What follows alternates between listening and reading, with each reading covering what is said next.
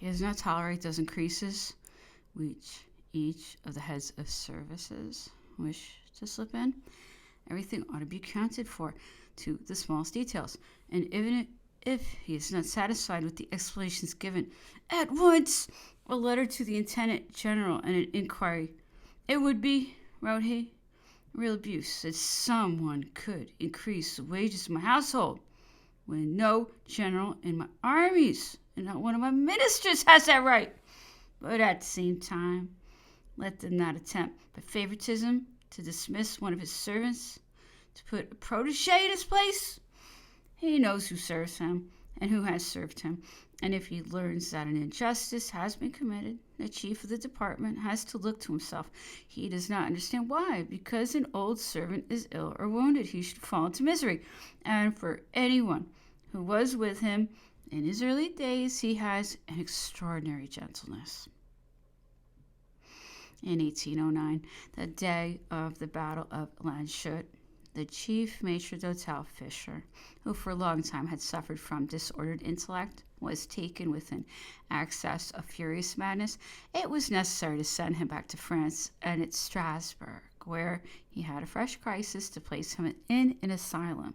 The emperor, who had had Fisher in his service, at least ever since Egypt, would not allow him to be replaced and always hoped for his cure. It was not till December 30th, 1812, that is to say, after 4 years during which Fisher was paid his full salary of 12,000 francs, that Napoleon consented to his retirement. He gave him a pension of 6,000 francs. This indeed was an extremely confidential servant, but in every rank it was the same, and a poor wretch of a coachman, who was always drunk, in spite of the master of the horse, was taken back 3 times because he drove an ammunition wagon at the Battle of Marengo. Anyone who had been in trouble with him was to be honored. On his return from the island of Elba, it was his order that those who had accompanied him in exile should keep the same places at the Tuileries which they had at Porto-Ferrajo.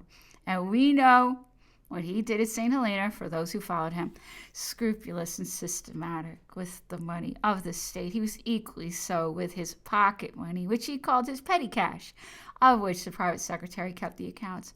Almost every month, wherever he happened to be, at Paris or at Schönbrunn, at Berlin or at Madrid, at Vienna or at Smorgoni, he checks the outgoings of the amount received, does the addition and subtraction, and writes the result at full length.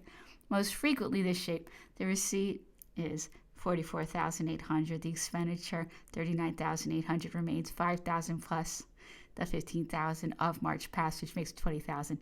March 30th, and the private secretary makes a correction. There is a mistake of 40 francs in the addition, which reduces the sum carried forward to 4,960. Most frequently, the emperor does not content himself with the date of the day when he signs it. He also gives a place, for his mind is precise and scrupulous. In the great game of battles, he has learned how important it is not only the place and the day, but also the hour and the minute when a letter is written. There is anger when he receives a dispatch wanting these particulars, and in his palaces he keeps up the habit which he has adopted on campaign. The handwriting of Napoleon is bad, worse when the letter is of any length. In the postscripts, it can generally be followed, and the figures are always perfectly plain. No doubt this handwriting, which from youth was badly formed, became still more irregular from short sight, but the characters of certain celebrated documents which have been the most frequently reproduced in facsimile, the act of abdication, for example, and the letter to the Prince Regent, must not be taken as type. They are written with a trembling and an agitation which the situation explains. In general, one succeeds in deciphering the everyday letters. The speech which the emperor pronounced at the Champ de Mai, and which he wrote sentence by sentence with his own hand on a separate piece of paper, is perfectly clear. When Napoleon wished, he succeeded in being legible, but there's no doubt that the necessary care fatigued him excessively. What complicates matters is the orthography, often incorrect, partly Italian reminiscences, as he substitutes G for C, for example. in cabinet, which he writes as Gabinet, and also Gaffarelli for Caffarelli, partly unconscious attempts at new ways of spelling, especially improper names, which he spells as he pronounces them. He never misses writing Tehran or Talleyrand or for Talleyrand. Everyone pronounced it so at the time, and it was the tradition for other names, even those persons whom he knew best. His custom was the same. Thus, under his pen, Tasher, the name of his wife becomes Tasher.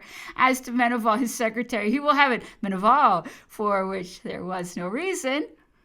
It has been said that if words, especially proper names, have entered his memory with a certain orthographic physiognomy, although absolutely wrong, they are forever inscribed under that form which nothing or nobody can change. Chaptal quotes some characteristic examples. He's astonished at them.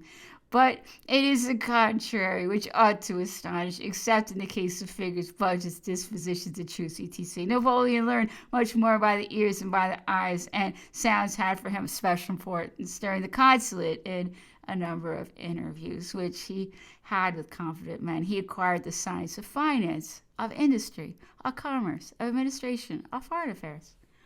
This, in his case, did not reach him by reading, but by conversation. He forgot nothing, but such as he thought he heard the words at first. So they remained for him.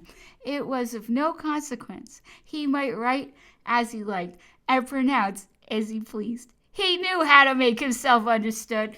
In comparison with what is dictated, the written matter forms the moderate part of what issues from the cabinet. It may be said that what is written furnishes only a part of the dictated matter. A much more important part consists of the private work of each of the chiefs of service. It is rarely that the emperor holds a council of ministers, and it may even be said that except in the evil days of 1813 and 1814, he never held one in the sense which it is given to it now.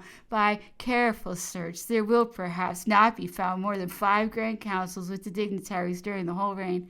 There were councils of interior administration, councils of commerce, councils of bridges and roads, councils of engineers, councils of the household, all sorts of special and technical councils. But he never forgets that, according to the Constitution, the ministers, whom he alone nominates, form in no respect a united body. Each of them, therefore, comes in turn to work with him, and after the minister come the directors general, many of whom have powers more extensive than a minister.